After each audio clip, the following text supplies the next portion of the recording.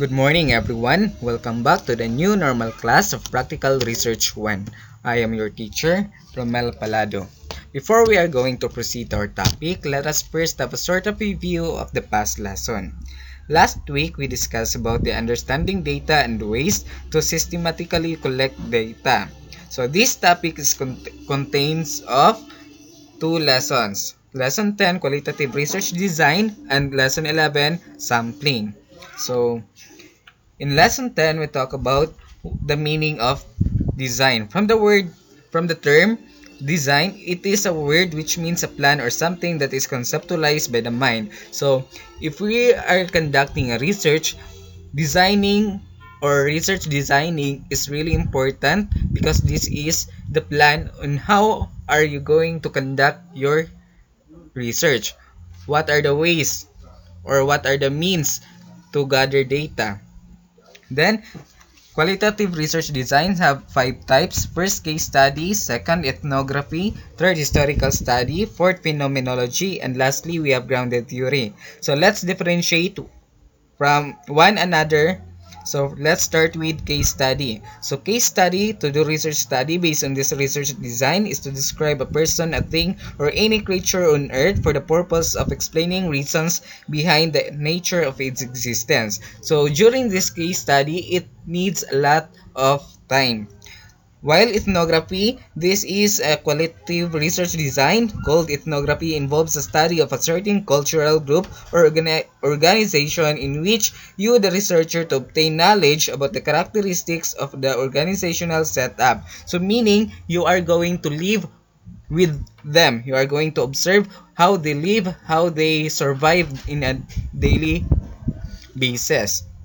Next, we have historical study. From the word history, it needs a certain period of years or decades or maybe centuries. So, for example, a 5-year study of the impact of the K-12 curriculum in the Philippine employment system. So, from the title itself, a 5-year study. So, the scope of that is only 5 years. So, next, let's proceed with phenomenology.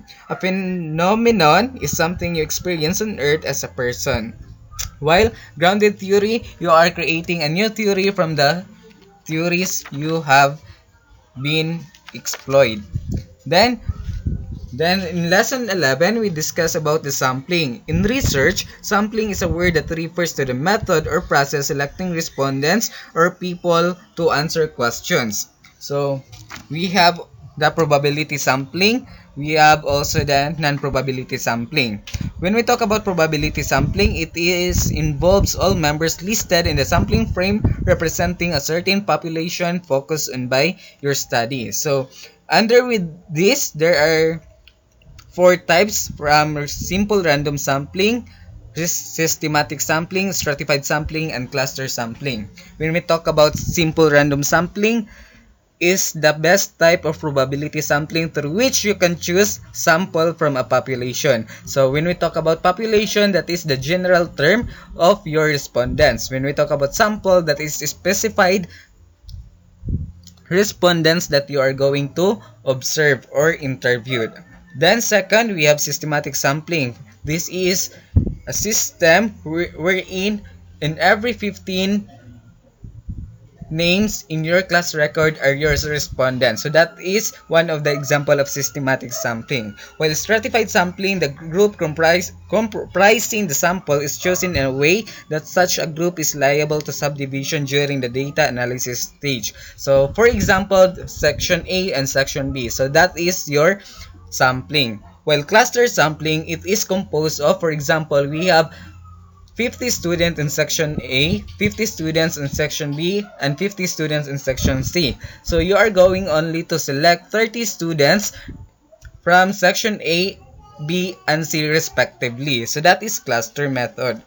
Next, let's proceed with non-probability sampling. When we talk about non-probability sampling, this regards random selection of subjects. So we have also types of non-probability sampling. Number 1, we have quota sampling, voluntary sampling, purposive sampling, availability sampling, and snowball sampling. So this time, we will be tackling about the finding answers through data collection.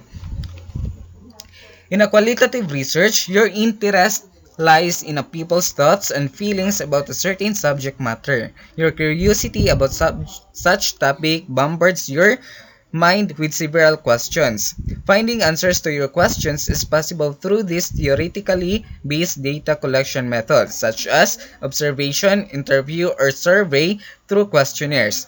Obtaining data through these methods requires you to perform necessary skills or strategies and to follow the right procedure in interviewing or observing and conducting a survey through questionnaires. So let's proceed with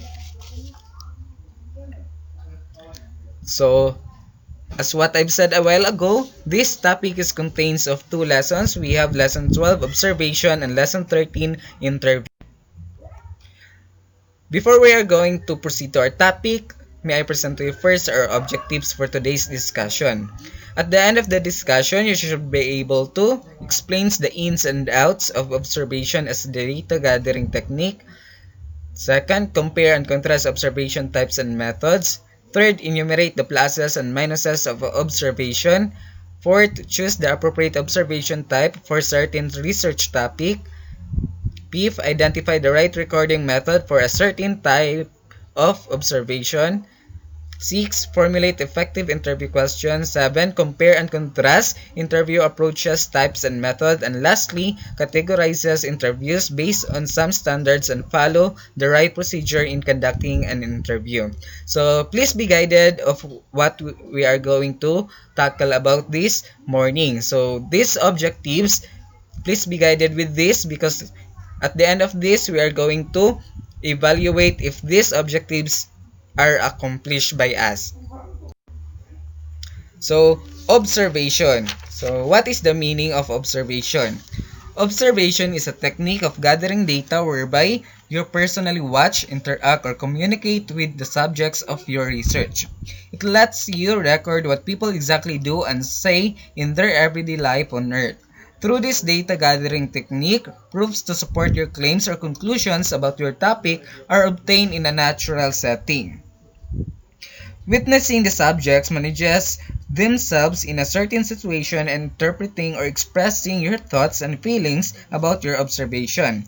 You tend to deal with the observation results in a subjective manner. Some say this element of subjectivity makes observation inferior to other techniques. What are the types of observation? First, we have participant observation. The observer, who is the researcher, takes part in the activities of the individual or group being observed. Your actual involvement enables you to obtain first-hand knowledge about the subject's behavior and the way they interact with one another. So here, participant observation, this is the researcher is involved in that procedure or in that certain setting. So the researcher is in that setting or in the proper setting. Second, what are the ways to record your findings through this type of observation? So you are going to use a diary method or logbook. The first part of the diary is called descriptive observation. So this initial part of the record describes the people, places, events, conversation, and other things involved in the activity or object focused on by the research. The second part of the diary is called the narrative account that gives your interpretations or reflections about everything you observe. So the most important during the participant observation is your logbook or your notebook. So in your logbook, there is a two-part. First, the first part, which is called descriptive observation. You are going to observe the people, places, events, and conversation and other things involved in the activity. The second part of your logbook is the narrative account. You are going to reflect or interpret how they live or what are the things you have been observed. The second types of observation is a non-participant or structured observation. This type of observation completely detaches you from the target of your observation. You just watch and listen to them to their own thing without you participating in any of their activities. So, the difference between the first one and the second one types of observation, the first one is the researcher involves in that particular setting, while here in types number 2, the researcher is not involved in the research or in the activities. So, what is your measurement? So, the recording of the participation observations happens through the use of checklists. Others call checklists as an observation schedule. So, a while ago, we discussed about the participant observation. So, it involves what do you need? That is logbook. While here, you need a checklist. So, you are going to prepare a checklist or observation schedule. So, what are the methods of observation? So, we have first, direct observation. This observation method makes you see or listen to everything that happens in the area of observation. From the word direct, for instance, things happening in a classroom, court, trial, street trafficking, and the like come directly to your senses. So, when we talk about direct observation, the researcher is involved in a present setting. While in direct observation, this method is also called behavior archaeology because here you observe traces of past events to get information or a measure of behavior, trait, or quality of your subject. So during this observation, the researcher is not in the proper setting. So what are the methods of indirect observing? We have first, continuous monitoring or the CM. Here, you observe to evaluate the way people deal with one another. As such, this is the main data gathering technique used in behavioral psychology where people's worries, anxieties, habits, and problems in shopping malls, play areas, family homes, or classrooms serve as the focus of the studies in this field of discipline. So meaning there is a continuous monitoring of the researcher to his respondents. Second, spot sampling. This was done first by behavioral psychologists in 1920 with a focus on researching the extent of children's nervous habits as they would go through their regular personality development. Your record observations is through an oral manner, not in written way. So the difference between these two, the first one, continuous monitoring, is more on written works. While here in spot sampling, more on oral manner.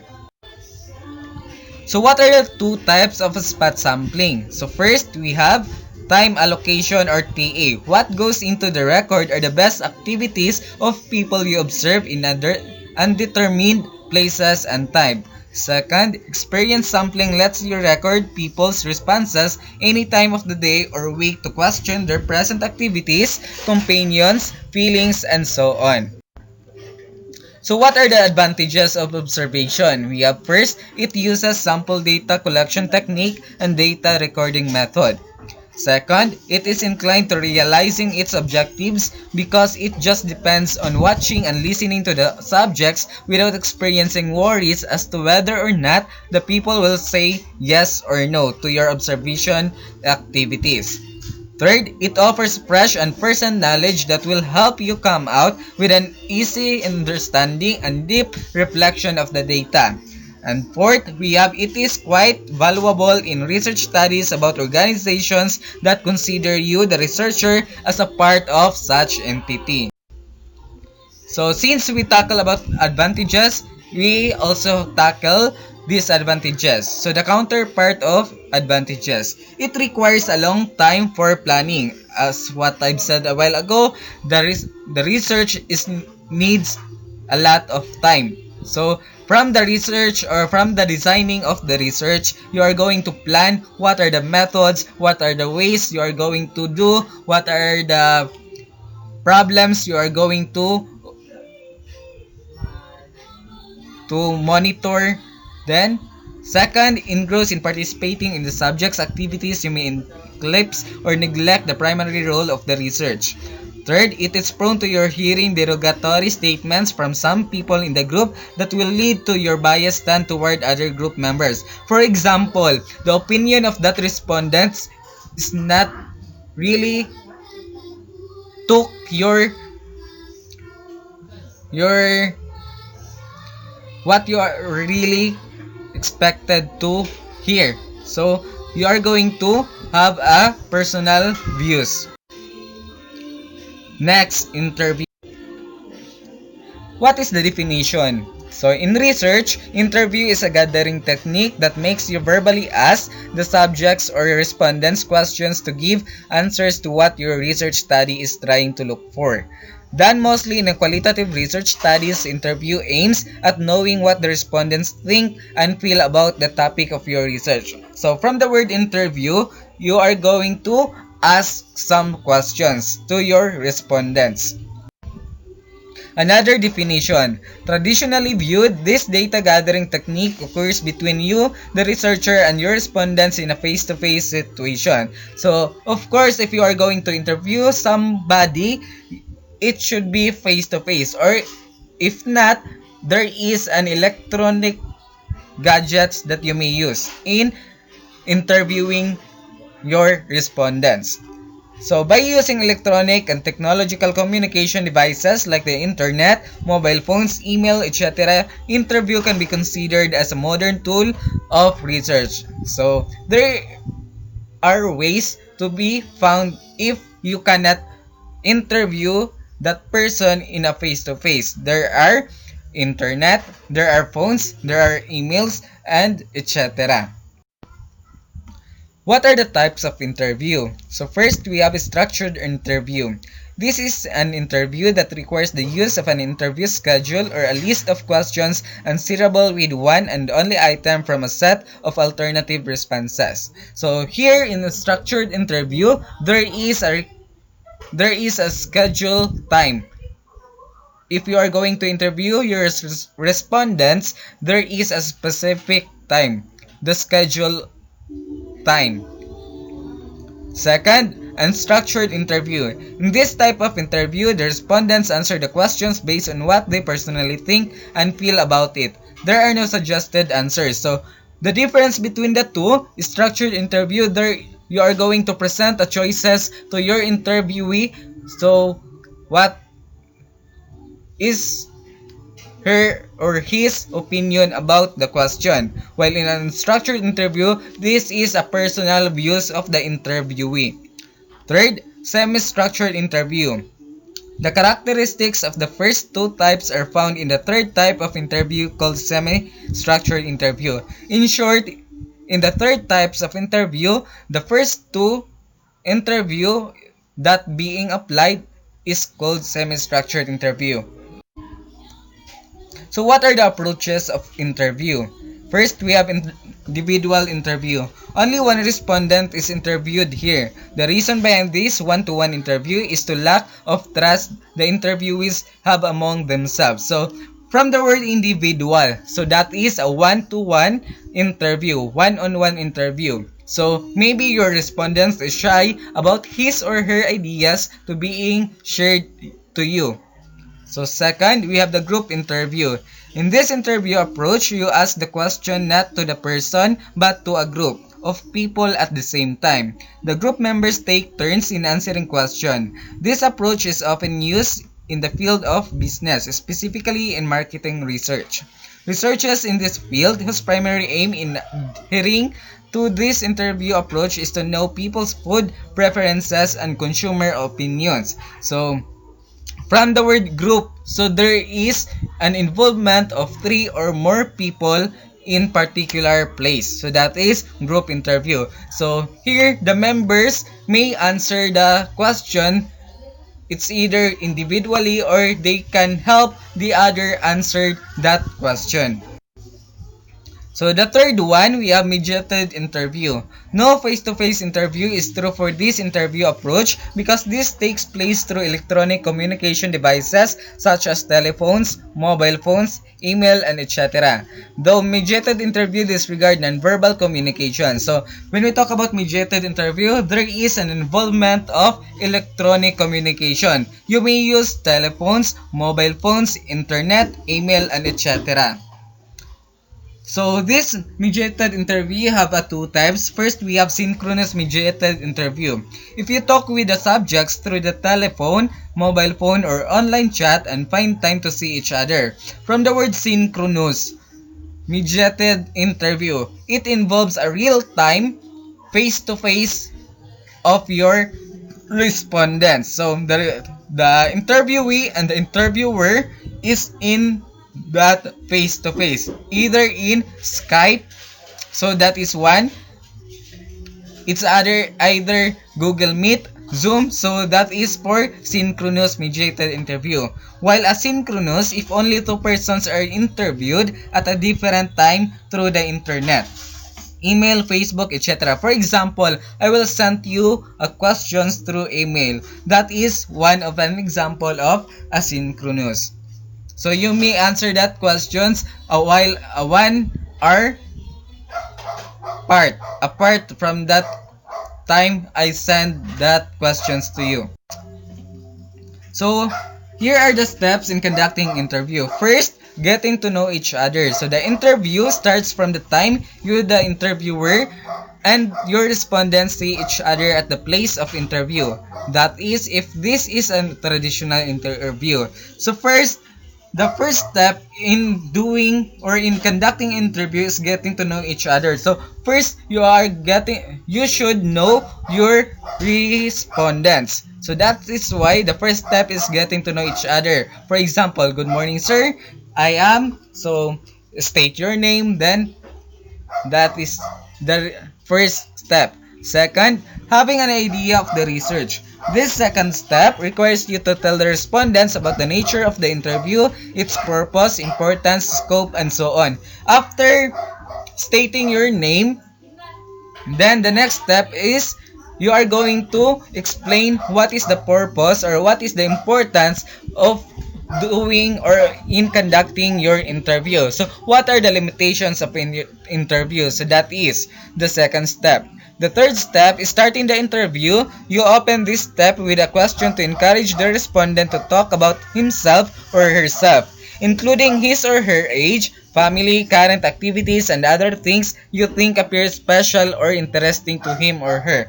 So after stating your purpose or the importance of conducting an interview, next you are going to ask your respondent an interesting question to him. Fourth, conducting the interview proper. Interview questions in this step are on the interview is open and extensive talking of things related to the research theme or research questions and on those anticipated by him or her or emanating from his or her explanations, descriptions, or narrations of things. So this time you are going to write what exactly his or her opinions to be. So you will not omit or add some words to his or her ideas. Fifth, putting an end to the interview. Signs of the approaching end of the interview were to alert the respondent in winding up with his or her talking. So by that, you are going to thank you, sir. This will be the end of our interview. Next, after that, pondering over interview afterthoughts. This last step of the interview gives the respondent the opportunity to ask questions about the interview activity and let him or her have an idea about what will happen next to the interview results. Okay, after saying this will be the end of our interview, you are going to tell to him that what is the next step of that interview. So the next step, what is the next step? So this information that I've gathered to you, I will use it in order to make a conclusion about our research topic. So that is one of the examples. Next, we have questionnaire. So of course, if you are doing a interview, you should prepare a question. So a questionnaire is a paper containing a list of questions including the specific place and space in the paper where you write the answers to the questions. This prepared a set of questions elicits factual or opinionated answers from the respondents through his or her acts of checking one chosen answer from several options or of writing on a line provided for any opinionated answer. So, question, sir. Can we call that the if I will give only the questionnaire to the respondent, can we call it as a interview? So the answer is yes, because the questionnaire is already have the questions. What the respondents needs to do is to write his or her opinion or answers or ideas about the questions you have asked. So what are the purposes of questionnaire? First, to discover people's thoughts and feelings about the topic of the research. Of course, you are going to look for the information or ideas of that respondents to your topic. Second, to assist you in conducting an effective face-to-face interview with your respondents. Third, to help you plan how to obtain and record the answer to your questions. Fourth, to make the analysis, recording, and coding of data easier and faster. So, next, what are the types of questionnaires? So first, we have postal questionnaire. As the name connotes, this type of questionnaire goes to the respondent through postal service or electronic mail. It is through the mail or postal system that the accomplished questionnaires will be sent back to the researchers. For example, the email or your Gmail or Yahoo. So, I will send a questions through email. So that is one of the example of postal questionnaire.